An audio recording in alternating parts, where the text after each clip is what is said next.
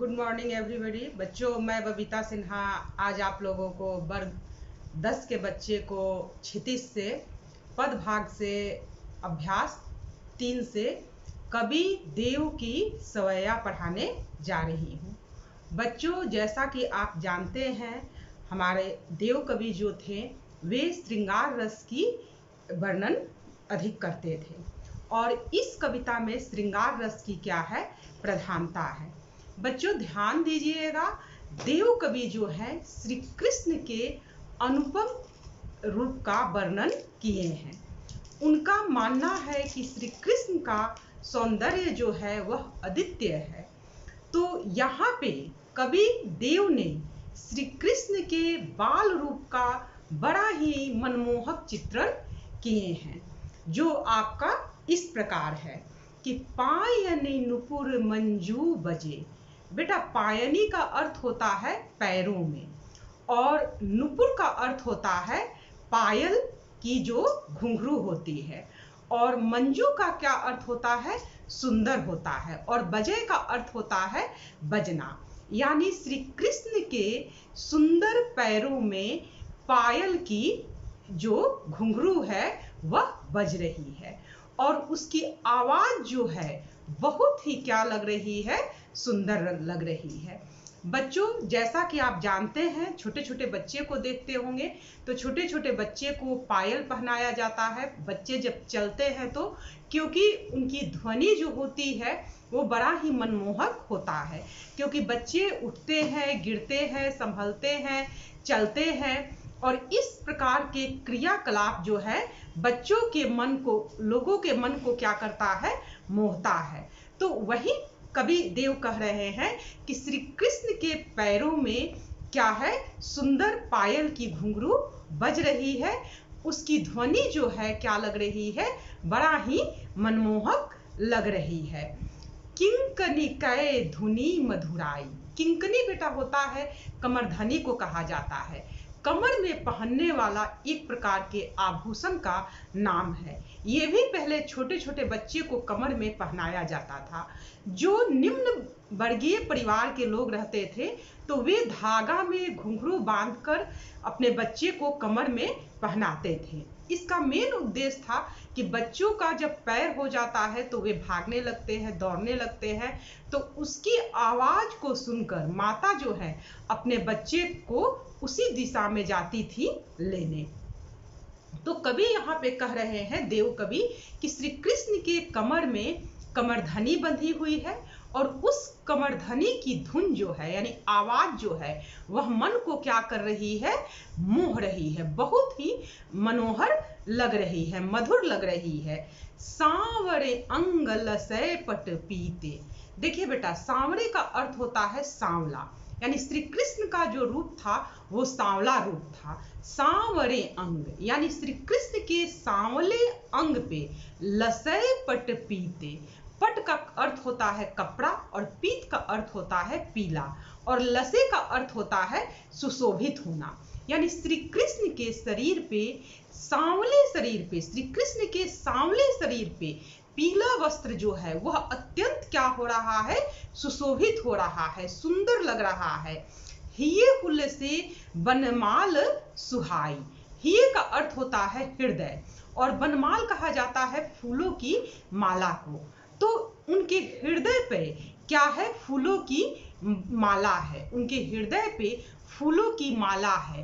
हुलसाई जो क्या कर रही है, प्रसन्नता व्यक्त कर रही है। माथे किरीट। माथे किरीट यानी माथे का अर्थ होता है सिर, उनके सिर पे जो है किरीट, किरीट का अर्थ होता है बेटा आपका मुकुट। तो उनके माथे पर क्या है, मुकुट है। बड़े दृग चंचल, और दृग का अर्थ होता है आंख, और उनकी आंखें जो है वो क्या है, बहुत चंचल है, जो एक जगह पे टिकती नहीं है। तो उनका माथे पे क्या है, मुकुट है, उनकी आंखें बड़ी बड़ी है, और जो कि क्या है, बहुत ही चंचल है। मंद हंसी मुख चंद जुहाई। ध्यान दीजिए, मंद हंसी, मंद हंसी का क्या अर्थ होता है, मुस्कुराना। आप ध्यान दीजिएगा बच्चों कि छोटे बच्चे होते हैं, यदि आपसे उनका परिचय नहीं है तो वे क्या करते हैं, आपको देखकर मुस्कुराते हैं। आप यदि उसको अपने पास बुलाते हैं तो वो क्या करते हैं, मुस्कुराकर मुंह छिपा लेते हैं। तो यहाँ पे कवि देव कह रहे हैं कि श्री कृष्ण की हंसी जो है वह मधुर हंसी है, मीठी हंसी है, मंद यानी धीरे धीरे हंस रहे हैं, वो खुल के नहीं हंस रहे हैं, सिर्फ मुस्कुरा रहे हैं। मुख चंद, और उनका मुख किसके समान है, चंद्रमा के समान है। अब ध्यान दीजिए यहाँ पे कैसे कवि देव ने उपमा दिए हैं कि श्री कृष्ण की क्या है कि धीमी हंसी है, वे मुस्कुराते हैं, और जब उनका मुख किसके समान है, चंद्रमा के समान है। जुन्हाई, जुन्हाई का अर्थ होता है चांदनी, और श्री कृष्ण जब मुस्कुराते हैं तो उनके मुख पर क्या होता है, चांदनी किरणें छिटक जाती है। जैसे चांदनी रात की किरणें देखते हैं कितना आपका ये होता है, खूबसूरत होता है। तो वही कवि का कहना है कि श्री कृष्ण का क्या है, मुख चंद्रमा के समान है, और उस पे जब वे मुस्कुराते हैं तो उनके मुख पर क्या होता है, चांदनी की छटा बिखर जाती है। जय जग मंदिल दीपक सुंदर, जग मीन्स होता है संसार, और दीपक मीन्स होता है दिया। तो जिस प्रकार ये संसार रूपी मंदिर का दिया लोगों को क्या करता है, प्रकाशित करता है, सुंदर लगता है। यानी इस संसार में, मंदिर में जो दिया जलता है वह मन को प्रकाशित करता है, सुंदर लगता है। श्री ब्रज दूल्ह देव समाई, उसी प्रकार ये ब्रज के जो दूल्हा है, यहाँ पे ब्रज के दूल्हा किसको कहा गया है, श्री कृष्ण को कहा गया है। क्यों कहा गया है, आखिर मान लीजिए आपका क्वेश्चन आ जाएगा कि श्री कृष्ण को ब्रज दूल्हा क्यों कहा गया है। तो श्री कृष्ण को ब्रज दूल्हा इसलिए कहा गया है कि दूल्हा जो होता है सभी लोगों के लिए प्रिय होता है, वो जहां भी उतरता है आसपास के लोग उससे क्या करते हैं, प्रेम करते हैं, उसको देखने के लिए बेचैन रहते हैं। ठीक उसी प्रकार श्री कृष्ण से सारे ब्रजवासी क्या करते हैं, प्रेम करते हैं। इसलिए यहाँ पे कवि ने श्री कृष्ण को ब्रज दूल्हा कहा है, क्योंकि श्री कृष्ण जो है दूल्हे के समान क्या है, ब्रज में प्रिय है, इसलिए कवि उनको ब्रज दूल्हा कहा है। तो वही कह रहा है श्री ब्रज दूल्हा देव सहाय। सहाय का अर्थ होता है सहायक होइए, हम पर कृपा कीजिए। तो कवि कह रहे हैं कि हे ब्रज के दूल्हा, यानी हे श्री कृष्ण, आप हम लोगों पे क्या होइए, सहायक होइए। बच्चों मैं पूरे आपका कविता का अर्थ बता रही हूं, जो इस प्रकार है कि श्री कृष्ण के पैरों में पायल की घंटी जो है क्या हो रही है, बज रही है, जो सुनकर बहुत ही सुंदर लग रही है।